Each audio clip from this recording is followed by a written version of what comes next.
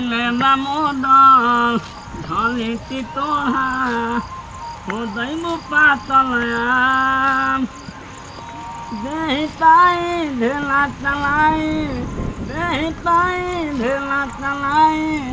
लेते हलीते नाम मिलता मिलना तब चलाम ठीक है हैं यार तू ठीक है मेरा लगा कर ला रे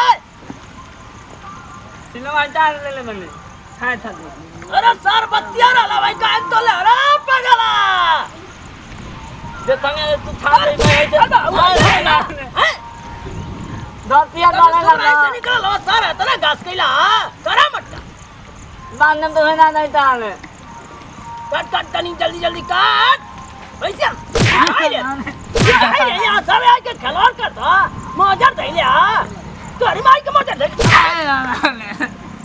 सर मौजर दे ले पसरा तब पूरा नहीं यार दतिया ना ले ले मोटका का अयो मत ये कर सर बत्तियां तोड़ दे ला और ने तो घुड़का थुआ काहे के बत्तियां तोड़ रे अरे ना टाइम तो मंद लगा ना जल्दी जल्दी काट भैंसी तो भूख है सर तू देवे का तो एक धरिया हां मोटका का आंख पूरा रे हाथ हाथ बुझा दवानी थाली फान दई आओ का ते मोटका भैंसा दादा ने मैं लाने तो मियां तला ले मेरा दिन भर सुतना तना धना है हां तो मतलब हो जब से आई तब से हमें कौन तो बिगाड़ी दे हला उनका तलिया लावे तला दो काटे भैया काट जल्दी जल्दी ले चल माना तो नहीं मम्मी आना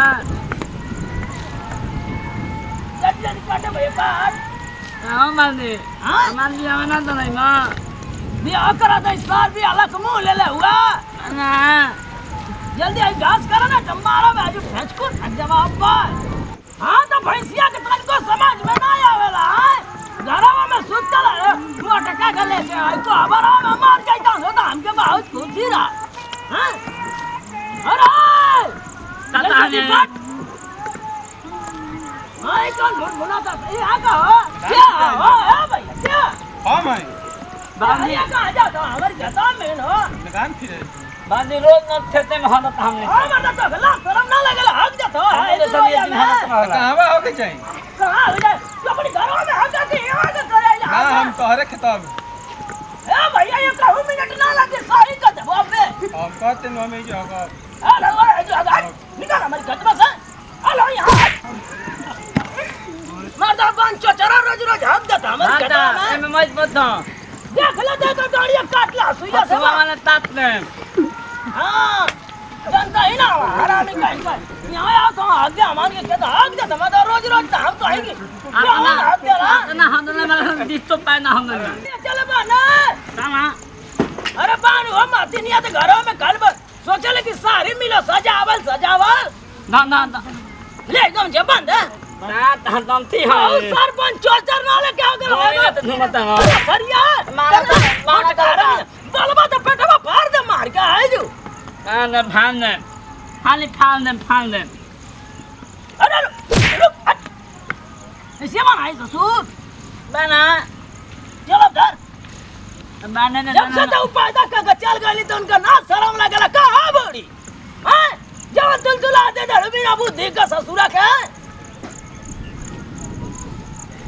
लगा ये कर अरे हमारा काहे करत बना ले रे साला से 5 किलो तो ऐसे नहीं खाना 5 किलो लपियाना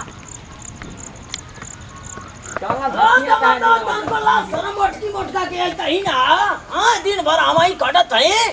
हां घरवा में कालू गुस्सियाई लतिया मोटकी भैंसिया अरे अरे यहाँ पे तो तो शर्त जब से जनमला तब से हमारी जिंदगी झंड कर देला सुना तू दाई भले लेना बाल कौन होगा ना समझदारी रह के हिताई करे चल गई ऊपर आए के छोड़ के पागल ससुरा कितना मेहनत खींचा तना तूने छिटत है डुआ दवा हमारी से मुआ गला ससुर डो डो दागा का अंजन पाछे का जाला दमना पता यार ये पता रानी अरे मोटकी कहां मर गई रे घरवा में का बाबूजी हवा इधर ही ला लानो घिस दा लानो काट रहा है भगवान मैं करूंगी ये काम। तो क्या करेगी आप करेगी मैं नहीं करेगी ये। कहाँ से आलो दुबई से आलो कि क्या करेगी हाँ मैं नहीं करेगी ये काम। तुम ही करेगी चल बाबूजी मेरे और बढ़िया हुआ कहाँ गया मोट कर बाबूजी मैं नहीं करूंगी। करबू ना करबू तो अपनी माई को बुला लिया हुआ यार रानी अपनी माई को बुला लिया हुआ गिच्ची हाँ आप बुला लो बल्कि ठीक है लेकिन मैं नहीं करूंगी। गिच्चा पगला गिच चल ध्यान दे तेरे भाभी सब दे मैं हाँ गिच्चा थक गई है मैं 3 दिन कर जरा उड़ा लाना वहाँ अरे जब से आई ले घर में ना तब से उजरंती आवन को उजारी दे ला ना हम ना तू कहाँ गया साड़ा वाले जर्सिया रे सतिया तो मैं सच ना बताओ मेरे सामने ओए शर्म थोड़ी है इनको। बड़ा तो सर में लगा हुआ कबर हम तो दिन भर मोटका के लेके ढुक्कल आता घिस जाना एक करवा 1 मिनट में लाल करवा पे हाँ खींच रही हूँ चलो। खाना मा एकदम बारी बारी सीता घिस रहा मोटा के सीता करवा क्या होता बाबू? देखना। कहो तो कहाँ गला लाओ भैया हैं कहाँ गला लाई जा जतने माटी भरे माटी का होई हैं मटिया का होई रे आगने वाली भाई हो तू एकदम सर अपनी माई के बहन ले आवा था हम आई के जीमा खाल बा तू का करते रही जे रे ये देखो ना मेरे से ऐसे कटवा गोली पिया भले, भले। ना दन मटका बल बुक्का वाले खाते हमर है मेहरा बली क्या कर तो मेरा वो सर सोना का कौन क्या हूँ सोने की हूँ मैं। बाला बाला लाना वाला बने हमार मेहरा ना बली हाँ ना हमार मेहरा ना बली हाँ क्या कर तो मेरा रू बता अरे तो हम कुल आदमी के कुल पहाड़ है के में करवे बका बताओ ना ये बाले लाना मैं नहीं पालूंगी लेना। ना आज बलबा तो तू जरा उपाय दे कमाई अपन का तू तनी मुनी बाली का बाला मटका बल हाय बा ना हाय तू तो ना बना बाला बाला लेना बाले बाले बाले लेना का बाले का अपनी माई के बुला लिया तब बालो ना बलबूता जो जैसे जो तो हाँ कहाँ जाए रे हम जाए नहीं ना बली अरे मटका बाला लेना कदे बालो ना ना ना का तू चाहत रही पहले बताओ हमरा तू का तू हम चाहत अकेला कटत है ना लगा तेरे कन बहिरा बोल बाबूजी क्यों मार रहे हो। क्यों मार रही है तू जोबे ना तब मैंने का चाहत घरवा में मैंने तू दवा पाइबा का फिपिया बसर मैंने का तू चाहत घरवा में आज जीव ये ना बाली खाई के मोटाई लिया भाई साली यार हमार मेहरा ना बली अरे रुक रे चल बाली कर बल बल लेना बल हमार मेहरा ना बली फुआरी बाला लाना बाला दिखना रे लेना बल काहे तू ऐसे कहले बा हो ना आज बाला ली तो तुम्हें खाई का ना मिले ना पहिरी लहना आज बाली तो खाना ना बनाई हो बाबू एक बात बताए तनी लेना बल खाना ना बनाई खाना बनाई ना बनाई खाना खाना बनाई रे ना बनाई खाना बनाई रे ना खाना बनाई खाना बनाई रे बनाई कि ना बनाई बोल बनाई बाबूजी क्या करे आइले इतई करे खातिन खलवा आइले घरवा में हाँ। 5 किलो गोट लाली लगाई कजरंतिया करा उजरंतिया जब से हमर बियाह भइल बा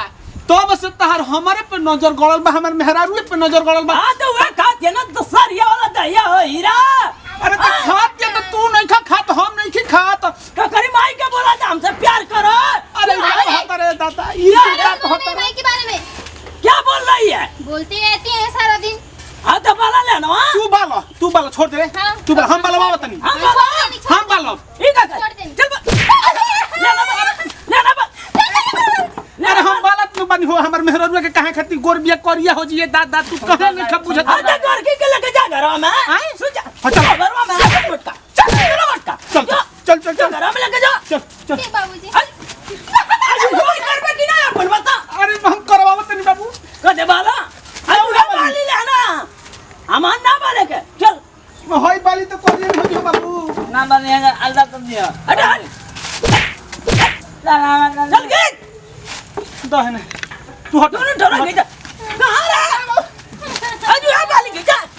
विचा मत खाई के सुअर नहीं हट हम बाला तू बनी हो हम देह पर यार बटिया हमार के बाले दई बेचारी कमजोर बिया आज उड़ा बाली हां का तारा भइल बटे हमरे बुझाते नहीं के बर ठीक है हटा बे कर पहले हटाओ तो चल जो घर जो चल जो वहां जो बाल मक्की बाल ए बाबू मेरे करम फूट तो गए देखिए तो हीरा मेरी किस्मत फूट गई जी ज्यादा फूट गई है ज्यादा का करबू मम्मी जी सुनो करू मम्मी जी आए थे अरे होने जा चलो तन होने खस का होने जा बाल माटा के जाए तो हम तर से हम बात कहत नहीं बार भर कॉल कोई संग बाबू एकदम पगला आगे बने बुझात अगला नहीं सर पगला नहीं खत का बड़ो हम मेहरारू है करी क्या करी हम करब हैं हम करब वो करी तो उ घरवा के काम करत नहीं खे काने करी माई के बुला दे करो काई तू बोला तेरा फालतू के बात हमरा बुझात बोला कहीं वो कहो मिनट ना लगी इतना काटा के कुटिया ना गिनी रामट के एगो चुटियो कट ले को बात तक ले आज इनके माई के काटा बे ना करा के अच्छा बोला अच्छा ना बात बली ना बली चल ना ना बली ना बाले ना बली बाबूजी नहीं बाबूजी अरे ए भाई सवा ये ससुरा तू तुरो भागत पागल कौन बहिरो कर बाबा चालू कर कहां गई रे कौन बहिरो काम करतन भैया गोड़ छो गोड़तन हम आप लोग के छोटका लड़का छोटका बेटा बबलू बवाली जैसे प्यार दिलस बाद हम के पूरा टीम पे बनेले बनी वैसे ही हमेशा किरण म्यूजिक और अंशराज म्यूजिक के ज्यादा से ज्यादा एकदम सब्सक्राइब करी बेल आइकन घंटी दबाई कमेंट करी कि हमने के वीडियो कैसन लागल तो देखबे के नहीं कि हमार भाई या हमार बाबूजी गए रहे घासी गढ़ के लेके आइल हलो घर में तो लागल हलो पूरा एकदम मनसाए तो हम ये संदेश दिहल चाहते हैं वीडियो के माध्यम से आकि केहू के भी घर में अगर बूढ़ बुजुर्ग बोटवे तो केहू के ज्यादा खटावे के ना चाहिए आ देखबे के नहीं कि हमार मेहरारू का एकदम मनसाए लगल है कि हम ना करब तो ये तरीके से केहू के अंसाए के ना चाहिए जब घर के अपन घर के काम बटे तो लजाए शर्माए के नहीं मिल बांट के जौन बात के काम करे के चाहिए ई ना कि हम हई ना करब हम ना करब द्वार पे काम बटे तो हम ना करब तो करे के चाहिए एकरा में लजाए शर्माए वाली कोनो बात नहीं अपन घर के बात बटवे थाकल प्यासल के हुआइल बटे तो 2 लोटा पानी 1 लोटा पानी पूछे के चाहिए ई ना कि झगड़ा ना करे लगे चाहिए भैया तो वीडियो के माध्यम से हम यह संदेश दिहल चाहनी है कि घर में आपस में झगड़ा लड़ाई नहीं कैले के काम अपन मिल व्यवहार के काम करे काम बटवे अगर ज्यादा कुछ कर लगे तो अपन नाती पोता बेटा समझ के माफ करब जे इतने से दी विदाई फिर से अगले वीडियो में मिले जी जय हिंद जय भारत।